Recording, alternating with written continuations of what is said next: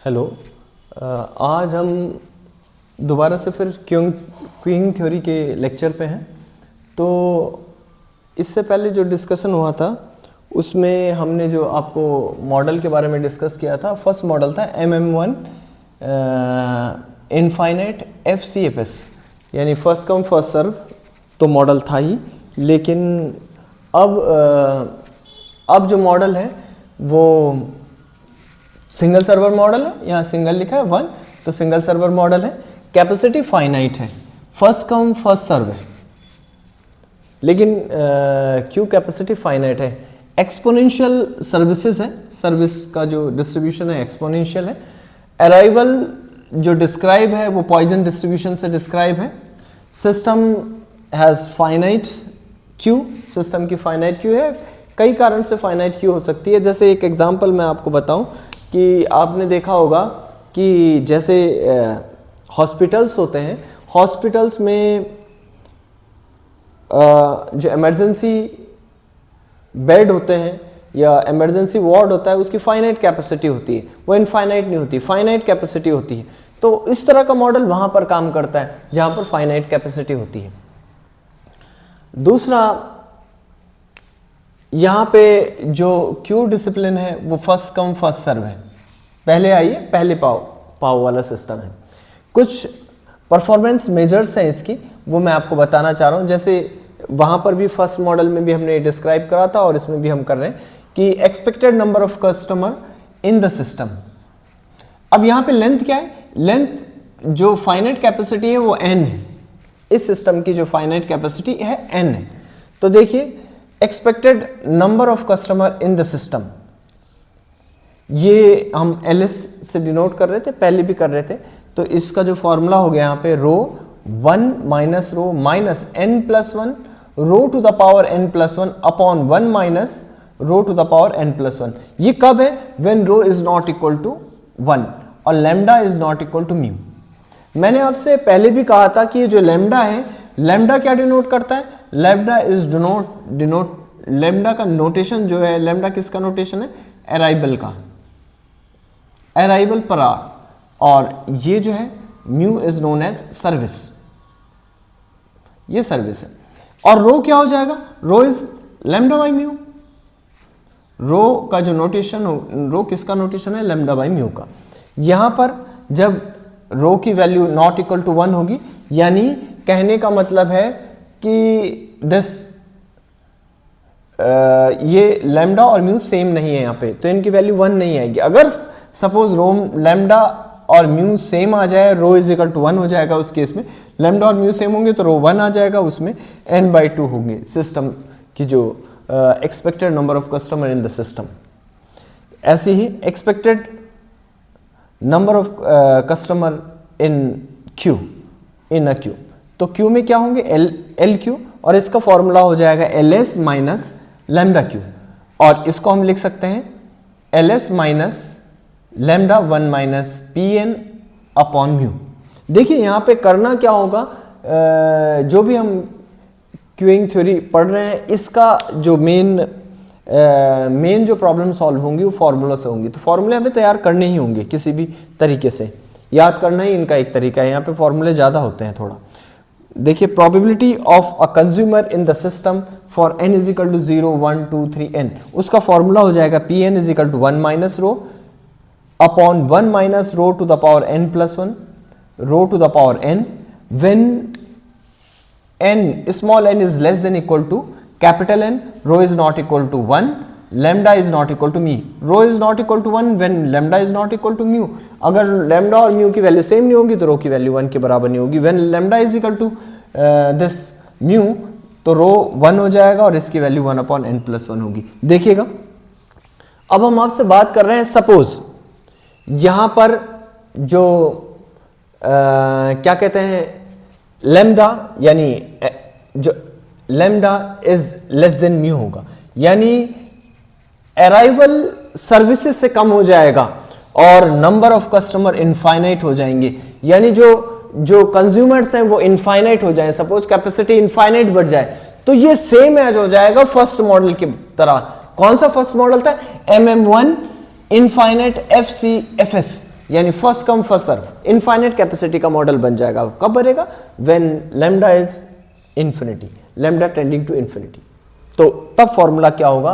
P N का formula हो जाएगा 1 माइनस, देखिए अब यहां पे क्या है, रो लैम्डा और म्यू सेम नहीं है, तो हम रो की जगह लैम्डा की वैल्यू पुट कर रहे हैं, तो यहां पर जो वैल्यू आ जाएगी उसे मैं यहां पे लिख रहा हूं। क्या वैल्यू आ जाएगी? अगर हम देखें तो ये वैल्यू हो जाएगी 1 minus rho is lambda by mu. ये एक्चुअल में म्यू ग्रेटर क्वांटिटी है, तो ये क्वांटिटी जीरो हो जाएगी when n tending to infinity, और यहां पर सिर्फ ये रो बचेगा, तो ये हो जाएगा lambda by mu to the power n। ये हो जाएगा, ये फॉर्मूला हो जाएगा when n is infinity. Next formula हम तैयार कर रहे हैं, expected waiting time for a customer in the system, WS। Expected waiting time for a customer in the system, for a customer है यहां पे, तो LS upon lambda minus lambda into 1 minus P N. Next है हमारे पास expected waiting time for a customer in a queue, WQ is WS minus 1 upon mu, that is LQ upon lambda 1 minus P N.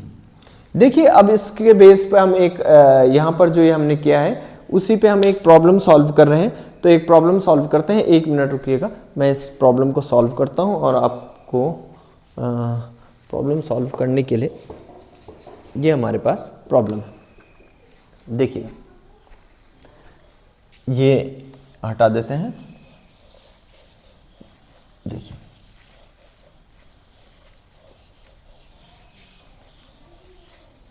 देखिएगा हमारे पास एक problem है। Problem is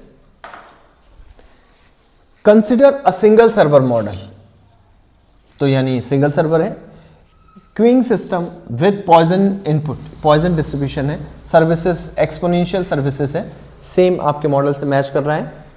services time, suppose the mean arrival rate is 3 calling per unit are, mean arrival rate lambda, mean arrival rate is denoted by lambda, तो lambda is 3 calling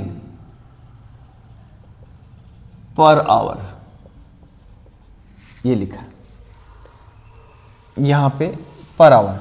the expected service time is 0.25 our and the maximum permissible calling unit in the system is 2। Derive the steady state probability distribution of the number of calling unit in the system and then calculate the expected number in the system।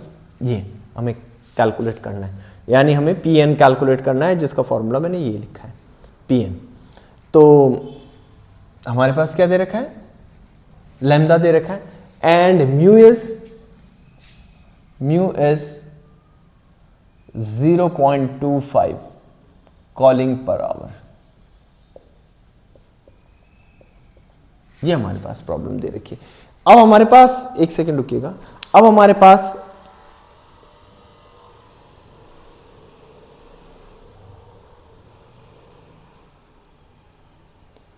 Sorry हमें क्या actual में वो निकालना है, क्या कहते हैं इसे,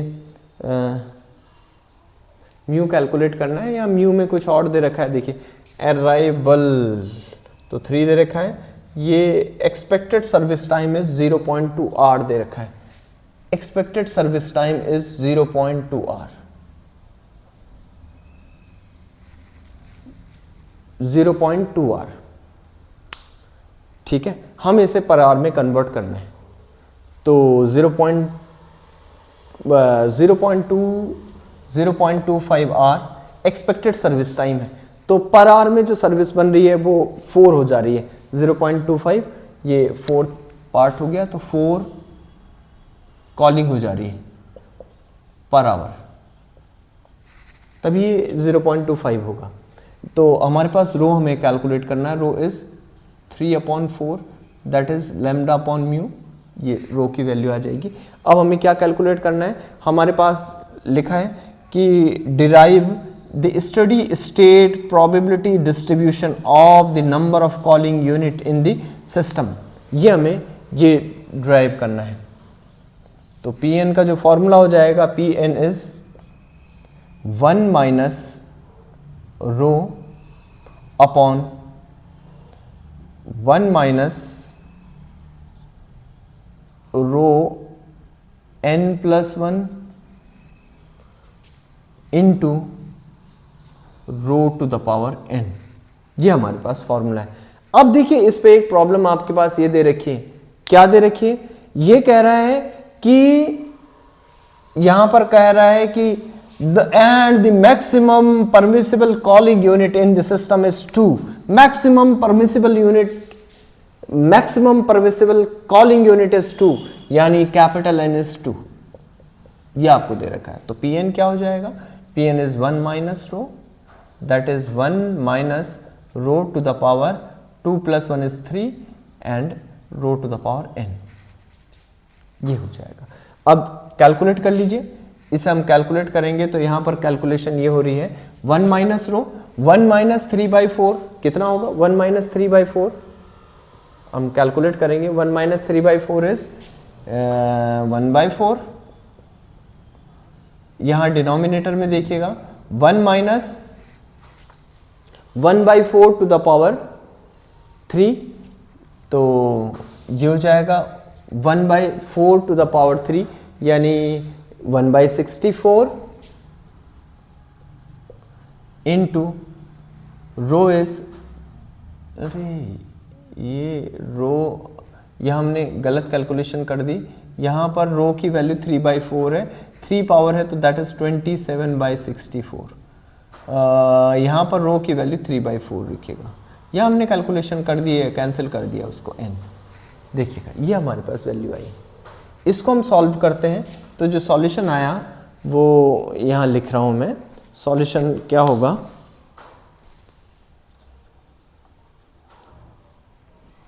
सॉल्यूशन जो हो जाएगा हमारे पास, इसको सॉल्व कर रहे हैं तो इसका जो सॉल्यूशन है, what will be the solution, ये हो जाएगा सॉल्यूशन, हम इसे सॉल्व करते हैं तो ये आ जाएगा आपका 1/4, सॉल्व कीजिए, 64 माइनस 27, 64 माइनस 27 इज 14/7 और यहाँ पर 5 हुआ तो 37, चाहे तो आप इसे ऐसे भी रख दीजिएगा, कोई फर्क नहीं पड़ता, आप इसे ऐसे भी और कैसे भी सॉल्व कर सकते हैं, दैट इज 1/4 और ये 37